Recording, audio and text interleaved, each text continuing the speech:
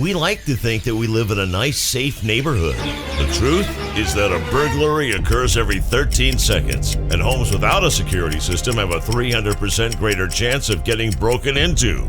How many homes in your neighborhood were robbed yesterday? You need to start protecting your home and family today. Call now to get state-of-the-art protection. To keep your family and property safe, call the number on your screen now. Representatives are standing by to assist you.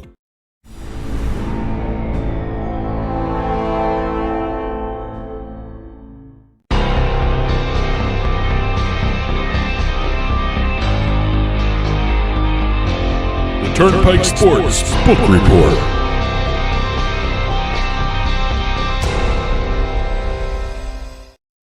The Turnpike Sports Book Report is brought to you by BorgataSports.com. Your favorite casino is now your favorite sportsbook. Available anywhere in New Jersey, BorgataSports.com.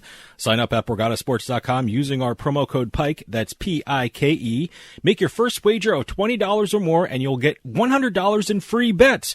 That's $100 in free bets when your first wager on Borgata Sports is $20 or more. Get into the action with BorgataSports.com. Must be 21 years or older and in New Jersey to place a bet. Terms and conditions apply. Gambling problem? Call 1-800-GAMBLER. And welcome to this week's edition of the Book Report, where we're going to be talking about what's going on in the world of the sports betting industry in terms of the sports books, sports betting reports, both national and state, legislative updates, as well as deal updates. And we've got a bunch to talk about. We've got state and national reports as usual. We've got the a lot of legislation: Arizona, Connecticut, Florida. Some updates there. Even Canada has an update for legislation, and even Connecticut. And Connecticut, unbelievable. See, there's a whole bunch of stuff going on. There's even stuff with Louisiana, some other states too. Launches. We've got a couple different things to talk about, and a bunch of deals as well. Especially a very interesting one done by FanDuel. Let's start with a couple launches, because I think the Washington, D.C. area just did a little history. Yeah, no, sports betting history was made last weekend. It was the first time a sporting event was held in an arena or stadium that had an actual sports book in it. The Capital One Arena. A couple days before the game, the William Hill Sportsbook opened up in the arena, and that was actually in the... I want to get this right. It used to be what everyone knew as the Green Turtle. It was a sports bar in there.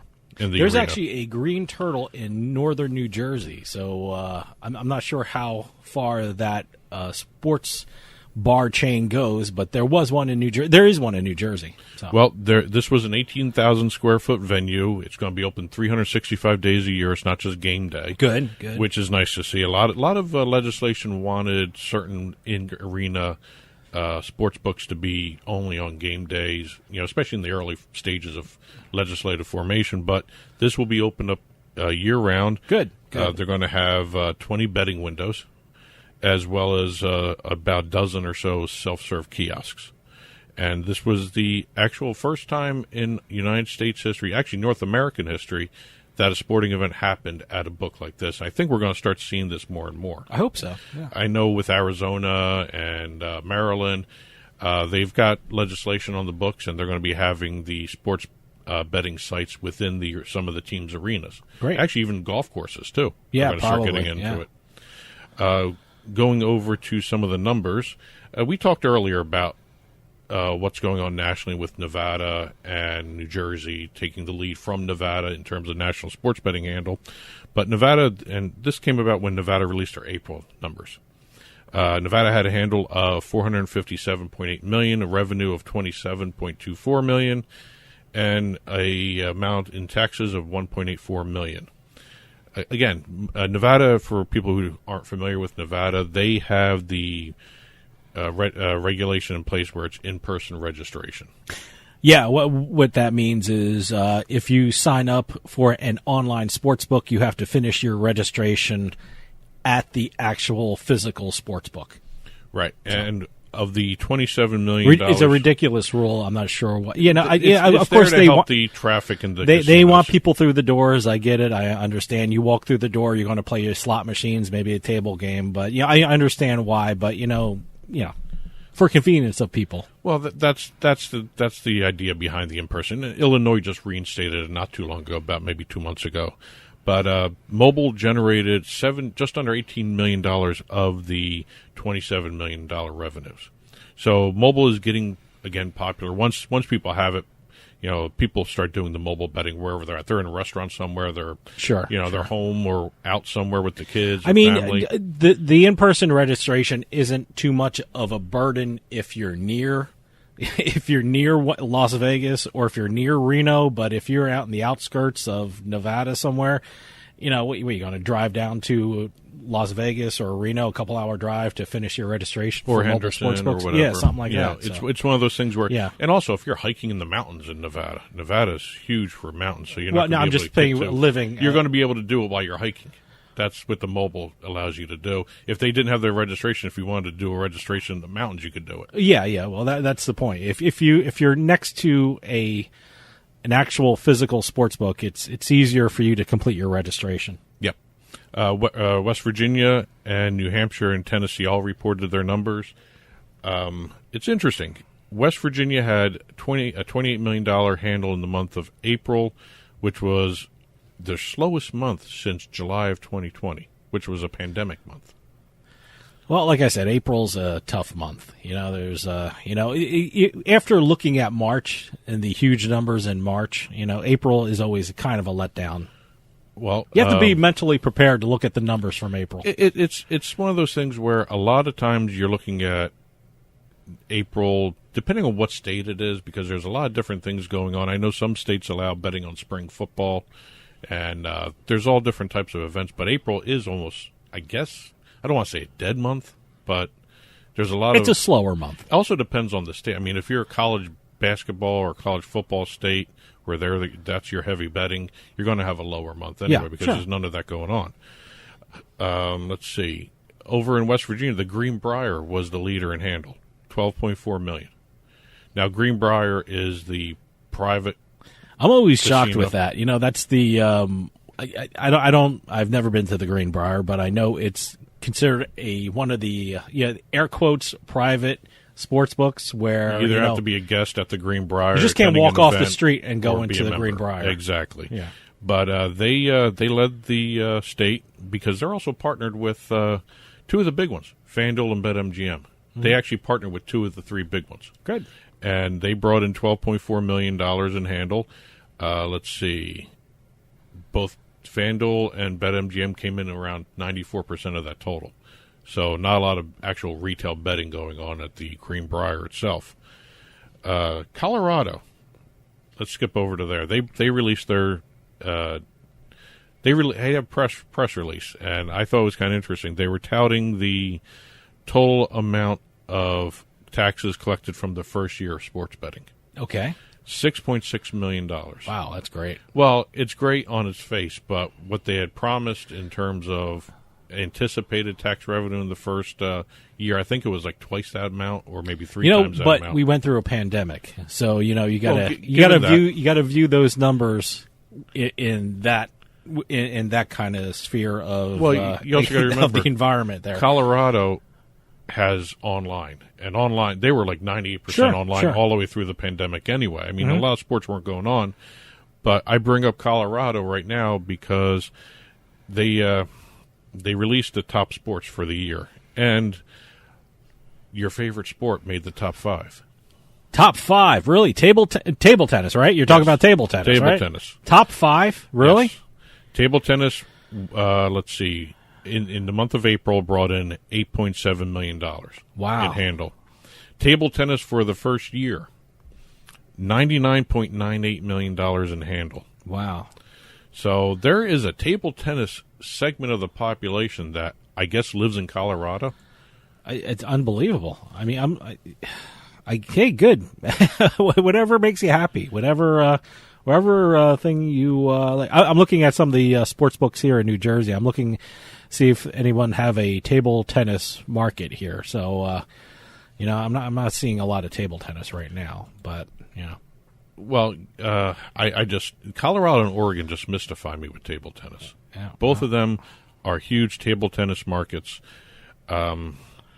Tennessee, ranked fourth in the nation in terms of state sports betting revenue, almost $16 million in taxes over the past 5 months. So given the fact that Colorado took in, what did I just say, $6 million, $6.6 million in the first year, Tennessee brought in $16 million. Wow, okay. So, by the way, table tennis, I'm looking at BetMGM. BetMGM in New Jersey have table tennis. They also have snooker. Snooker's fun to watch. I guess, yeah. I didn't know they had snooker. One difference between Tennessee and Colorado, though, I have to point out, Tennessee has a 20% tax rate. Okay. So they tax like crazy up there, or down there, I should say. And New Hampshire threw out their numbers for April, $46.7 million handle. That's down 16% from March, but 1,100% increase from last year at that time, April of 2020. But sports are back. I don't want to say the pandemic's over, but we're starting to get out of it. So people are out there, people are betting, and a lot of sports are out there. It was their lowest monthly total since November of 2020. Okay. So 37.4 million of the total handle was mobile, 9.3 million was retail.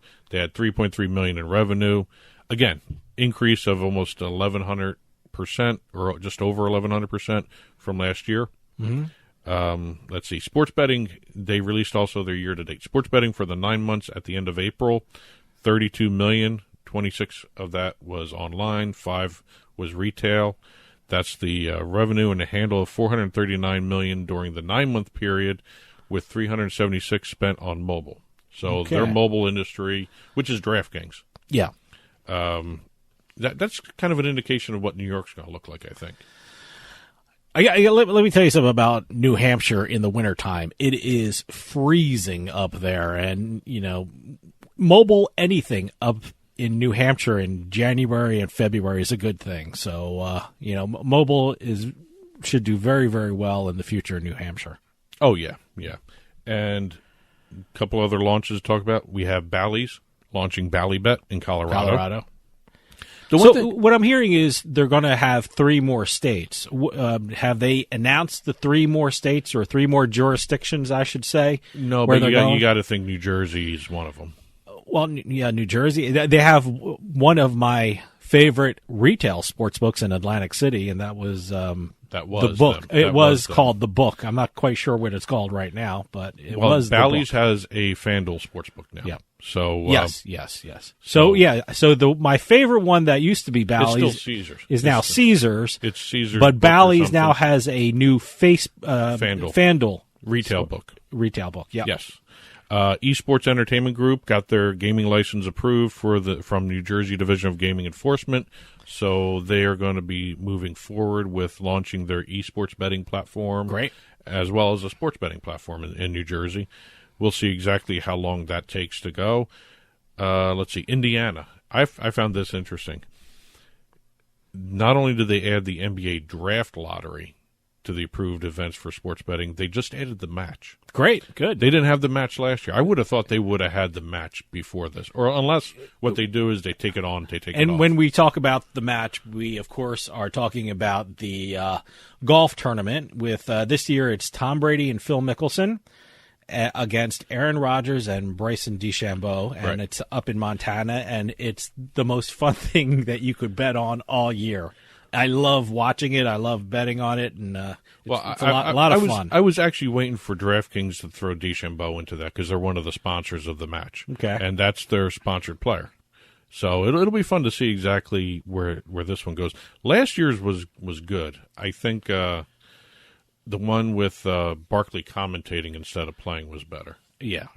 But it's a lot of fun. It's a lot of fun. Penn National just got cleared by the Gaming Commission in Maryland to operate Hollywood Casino Perryville, which means you're going to see Barstool Sportsbooks in Maryland pretty soon. Great. I'm still waiting for Barstool in New Jersey. So they haven't partnered with anybody yet. So. Well, Penn National, and they isn't that Freehold? Yeah, they haven't done really anything now in Freehold. They have parks. They have parks there. Yeah, Freehold has parks, but it's also Penn National is part owner of that. So I think a lot of people were hoping that maybe Barstool would do something there, but I guess we're still waiting. And let's see. I'm trying to think if there's any other launch to hit. No, that's it. Let's go over to some legislation. We just had Arizona got federal approval for their state gaming compact, so they're moving in the right direction there. Connecticut, same thing. They're actually going to get approval. They're applying for approval from the federal government for their compacts. Everything is moving in the right direction in those two states. Florida's still up in the air about what's going on with there. They're going to have to deal with some legislative challenges because there's still not only some questions regarding the gaming compact itself on the federal level, but I think some of the other senators and reps may even do some legal challenges because they feel it violates the state constitution. Okay. So we'll see what happens there. California finally has gotten their sports betting initiative on the November 2022 ballot. Okay. So they're going to. This has been years now. It's still going to be years. I mean, it's ridiculous. Well, what do we have a year and a half to wait for it to be in the ballot? Huh? Well, you got to remember that there's a segment where they're doing the recall of the governor. Yeah. And there's a segment of the legislative branches that want to see if they can get sports betting included into that recall election, all that stuff. So I don't know. Maybe there's something there with that, but. It's going to be kind of fun to watch to see exactly the legislative side of both Florida and California work themselves out there. I think it's going to be interesting to see where California ends up. I really don't see them getting it quicker than 2023, to be honest with you. Earliest a year. Canada is moving forward on their single-event sports betting bills. Bill C-218, which is what it's called. It's the Safe and Regulated Sports Betting Act. It went through the second reading in the Senate. Now it's going to the Standing Senate Committee on Banking, Trade, and Commerce. Okay. If it makes it through there, it will receive royal assent and become law. And Great. They'll just start being able to offer single-event sports betting. Good. I mean, I remember going up to Canada and, I never even realized they had sports betting at the times when we were up there, but we were a lot younger. Yeah. In Canada. So, but they have been pushing for single event instead of the parlays. Let's see. Moving over to some deals. This is a very interesting deal with FanDuel. Oh, the Associated Press? Yeah, everyone has been complaining about the media, the newspapers, some other sites, always quoting offshore unlicensed books. Mm-hmm. Well, FanDuel paid an undisclosed amount to the Associated Press to be their exclusive sports betting provider, odds provider, content provider. Good. So, it's going to be kind of weird. I'm not sure why a lot of media companies did that. They always reported on what the offshore books were saying or doing and things like that. I don't know why they were doing that. Because I think part of the reason is they're not used to dealing with licensed versus unlicensed. And also a lot of these guys who were writing these things are actually bettors at times and, may have used them and are familiar with them. Okay. And I've been going to a couple of the sites and I've noticed New Jersey's blocking a lot of them. Some of the offshore sites that you used to go, look at for odds and everything else. And New Jersey's been cracking down for years on these absolutely. things. It's getting more and more. But this is a step in the right direction, I think. Sure. Yeah, it's one of those situations where they're no longer going to be quoting X sportsbook site, and it's going to be FanDuel. You're going to see. Let me get this right here. See, that's good for bettors in the U.S. because you get the appropriate lines, you get the appropriate analysis. Because FanDuel, I use FanDuel all the time, so I'm glad they're providing information to the AP. Well, every link you're going to see in the AP doesn't automatically go to any kind of sign-up pages. Mm-hmm. What they're doing, which is fine. The information is good enough for me because that's what I want to see. I mean, if I use FanDuel, I would like the odds and the lines and the analysis from FanDuel, which helps me a lot as a U.S.-based bettor. Well, FanDuel, the Associated Press, in part of the deal, they said they didn't want to get involved in any direct affiliate relationship with FanDuel, Good. which is smart on their part because they're I think- supposed to be a news source, impartial. But you're going to see a lot of the odds. You're going to see FanDuel widgets across the AP News website. Good. They're going to incorporate the widgets everywhere. They're going to distribute select content across the AP Wire, and they're also going to cite the odds. And one of the interesting parts of the deal is the AP carved out an exception for some of their media company customers. They don't have to have anything with FanDuel. They can remove FanDuel from the content they use from the AP. Okay. So it's not a completely, totally exclusive deal, but it's a deal in terms of, it's great for the AP, it's great for DraftKings, FanDuel, and it's a step in the right direction, I think. Scientific Games also announced an acquisition of Sportcast, which is a parlay and in-play betting company. So they're going to have even more technology behind their betting options for customers who use the Scientific Games platform. GAN did a deal with the Saginaw Chippewa Indian tribe in Michigan to do their online sports betting and online casino platforms. And BetSperts. BetSperts is a betting community, basically. You can talk. It's almost a social media sports book operation. Okay. They just acquired Fantasy Life. It's all stock transaction, and it's going to create, in their eyes, the world's largest social media platform dedicated to not only sports betting but also fantasy sports. Great. Now, if people familiar with the Fantasy Life app know who's involved. I did not know too much about the front office or the investors of Fantasy Life, and listen to these investors. ESPN's Matthew Berry, the fantasy football god, basically. Sure. NASCAR racer Kyle Busch, one of the owners of the Atlanta Hawks, and 3 Major League Baseball players, Adam Wainwright, Evan Longoria, and David Price. Great. Yeah. So they... I love these sites with information because they really help me. It's one of those things, if you're going to place a bet and really get into daily fantasy, information is key, and I love these sites that give out information. And just 2 other quick deals. Let's see. IMG Arena announced the expansion of its Croatian football offering. When you say I mean soccer, right? Soccer. All right. It's covering data and domestic league and cup competitions to their existing sportsbook partners. I bet on soccer last week. I didn't do well. I went with Manchester City. So, Well, you mentioned soccer, and that hit me. That hit you, okay. That's what hit you when I mentioned soccer. I was like, I lost a bet on soccer this weekend. And let's see. Chelsea beat Manchester City. I'll hit one other deal for this week, I'm sorry.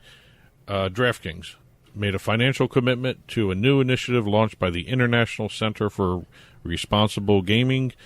They're going to be able to do a study to support research on sports wagering that would, problem gambling, betting habits, that sort of research, groundbreaking research, they call it. So, that's basically it for the book report this week. Whatever we did not cover is going to be in print form on the blog. Go to turnpikesportsradio.com, click on the blog button. Any news people want to report, info@turnpikesportsradio.com. You can always hit us on Twitter @TurnpikeSports, Facebook Turnpike Sports, and also Instagram @TurnpikeSportsRadio is our handle there. That'll do it for us this week. We'll see you next time on the Turnpike.